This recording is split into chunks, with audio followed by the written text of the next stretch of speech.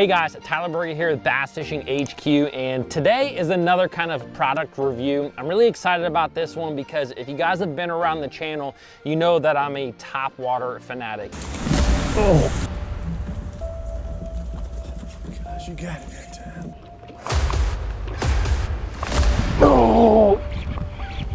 I'm sure that you guys probably are too. There's literally nothing better than seeing a big bass come up and hit your topwater bait. But I'm really excited about this bait because there's been several other of these type of baits that have been made, and this is just a smaller version of it. So today I'm not talking about the Super Spook, I'm not talking about the Super Spook Junior, but what I am talking about is the Super Spook Boyo. This little nugget, here's the Super Spook Junior versus it. Here's the Super Spook versus it. This little chicken nugget right here, I can definitely see catching some bass. So I want to get it out on the water a little bit. The water's pretty cold where I am right now, so I'm not sure if I'm actually going to catch any fish on it, but we'll try. But I really just want to test this lure out, just kind of compare it to the other spooks, and also tell you when I think you're going to be able to catch a lot of bass on this. So stay tuned. It's going to be a good one. I'm going to do a real quick comparison side by side with the Super Spook versus the Super Spook Junior with the Spook Boyo. So I'm going to cast these guys all out on a drone. As you guys can see, obviously the bigger baits have a bigger action side to side, but if you look at the Spook Boyo, it still has a really good action. It still moves side to side really well in comparison to how small that bait is. I can't tell you how key that is. I've seen it a lot of times with little baits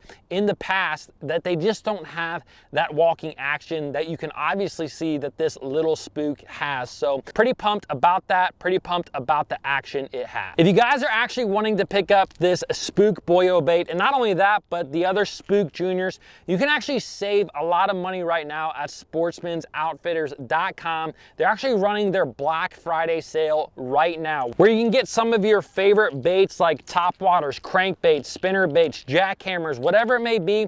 You can get those right now for the best rate that you will get them all year long at sportsmansoutfitters.com. So click the links below in the description and you can pick up some of these baits at the absolute best price. Now, something that I noticed right off the giddy with this little bait here is that it actually has a little bit better quality hooks than I've seen come on the other spooks. So you could probably get away with actually using these particular hooks, but if you're like me, I really like to switch out my hooks, and from what I'm seeing, a number 4 is a good replacement size for this hook. These are number 4 Berkley Fusion hooks that I'm going to use to replace. I got my regular hook on the front hook and a feather for the back. All right guys, this is what the little booger looks like now with my upgraded treble hook. Something that I really like to do with a topwater is actually add 2 split rings down here. I actually got that from listening to Bass Talk Live with Frank Scalish. He talked about adding a second split ring, and I've seen it make a really big difference. I'm not gonna do that today, but that is something that I like to do a lot with these particular baits. You know, something that I'm seeing that I really like about this bait right off the get-go is you can launch the thing pretty far. I mean, it's a small bait. Actually, I wonder how many ounces it is. I'm not exactly sure how many ounces the bait is. I just tried to look at the package, couldn't see anything, but I'll put it right here somewhere so that you guys know. But the thing is that it casts like a rocket, to be honest. And I think that, you know, most spooks tend to cast pretty well, spook style baits, just the way that they're shaped, you know, kind of that cigar shape. It really kind of goes through the air really nice. But even adding a feather to this, sometimes adding a feather, you get a little bit more wind resistance. And I'm using a bait cast rod and reel, 30-pound braid to a small monofilament leader. That's my typical topwater setup. I'm making casts into the wind right now, and it's casting really well. So that's a big plus for a small bait like this. One time that I can really see a bait like this working really well is obviously anytime that the bass are feeding on smaller bait fish. You know, sometimes towards the end of summer and definitely getting into fall, bass tend to feed a lot sometimes on these really small bait fish. And so having a very small spook style bait like this, I think could be really deadly, not only because it kind of matches the profile of the bait fish, but what I've seen a lot of times is that when you're fishing around those fish that are eating those small baits, one, you're not going to get as many bites on like your standard size topwater. But the thing is even when you do get bite, they tend to just like hit it and just miss it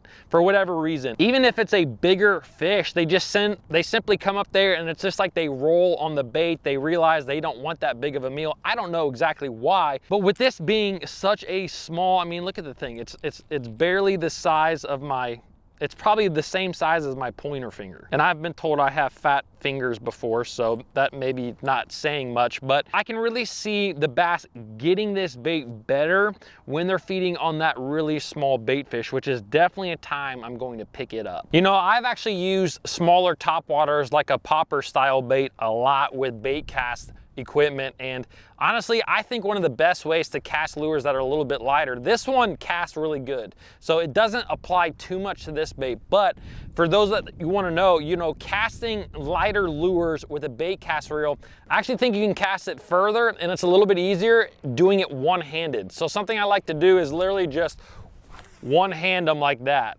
I don't know what it is about whipping it with one hand, but it just seems like I can have a better cast than putting two hands. So it's just something that I like to do. If you guys want to give that a whirl, give it a whirl. Now, obviously, if the bass are eating smaller bait fish, it's obvious that this bait could potentially do really, really well. There are a few other situations where I can really see the bass hitting this little spook over some of the big ones, okay? And the first one is actually gonna be when you're fishing in really calm conditions. Sometimes you get on a good topwater bite, but maybe you have some cloud cover, or maybe you have a little bit of a chop on the water. But when those conditions get really slick, calm, sometimes the bass don't always commit to a topwater bait. So they'll come up to the surface, you'll see them swirl at your bait, or they'll just miss it, or when they get hooked, they're barely hooked. So in those situations, that's a time when I think this smaller profile could actually do really, really well. When I'm out here working this bait, it doesn't kind of create quite the presence that the Spook Junior and the Super Spook do. You know, those baits really create a big motion on the top of the surface. This one, you know, you can easily walk it back and forth, but it's really not creating quite the commotion that those big baits do. So in really calm conditions, those big baits tend to be just too much for the fish. They might actually spook a fish before they're actually attracted to it. But when you have those calm conditions, a subtle action like this small topwater, I can see really attracting the fish. They're gonna be up there cruising, they're gonna hear something, but it's not overpowering them. So they're gonna go up there, they're gonna check it out. Now, another thing that I would do in that situation is actually use a translucent colored bait. This one right here, this is the only boyo that I have right now, and it is a bone color, obviously, but I would actually want to use that translucent color when I'm fishing in really calm conditions. Now, the second situation that I can see this littler bait doing better than some of those big baits is actually when you're fishing in ponds or creeks. You know, in a lot of ponds, you know, neighborhood ponds, the bass aren't always feeding on really big bait fish. You know, most of the time the biggest bait that they're gonna eat is a bluegill, and they're not always really big bluegill. Sometimes they're those small bluegills, those 3-inch bluegills that those bass really, really like to eat. So this bait, I think if you have it kind of in a bluegill type pattern in a pond, is going to be deadly. You know, a bait like this in a pond sometimes is just too much. You know, this is the regular Super Spook, and this really looks, you know, like a bigger threadfin shad or a bigger gizzard shad. And bass in ponds don't see a lot of shad for the most part. Usually it's bluegill and minnows that they're feeding on. And this little boyo is gonna be deadly for those pond bass. The same thing really applies if you're fishing kind of smaller creeks. I actually was using a really small whopper plopper, the size 90 in a creek, catching a lot of big smallmouth. I did a video on it several years ago, but I actually tried some of the bigger whopper ploppers in that creek, and they wouldn't touch that bait. They wanted that small profile. And again, guys, the same thing. This smaller boyo has that small profile, and I can see it working really well in creeks. You know, I already talked about the castability of this bait, which is pretty impressive to me. But the other thing you're gonna wanna figure out is how to work this bait. And you're gonna work it the same as any spook, right? I'm doing small twitches on slack line. And that is really key anytime you fish a spook. You're gonna cast it out, make sure you're popping that rod on slack line. You don't wanna have taut line because that bait isn't going to go back and forth as much. Now, the one thing that you would kind of suspect with this spook is that it would be harder to work side by side because it's such a small profile. It's definitely more difficult to do than the bigger baits, but I'm actually pretty impressed that this one does kind of go back and forth pretty easily. But it has about a 5-inch swing going back and forth, which is pretty impressive for this small little bait. So it definitely doesn't walk as easy as your bigger spook style baits, but it still has a great walking the dog action. You can see it walking back and forth. Hopefully you can see that in the camera. Hey you, go back inside. Well, my son's trying to creep up on me a little bit here, but all in all, I was impressed by the Spook Boyo. If you guys wanna actually pick one of those up, you can click this link right here. And if you wanna watch me actually fish pretty much nothing but a spook during a big Bassmaster tournament, you can click on this video right here. Guys, I hope you enjoyed the video. If you did, comment below, subscribe, and I'll see you guys in the next video.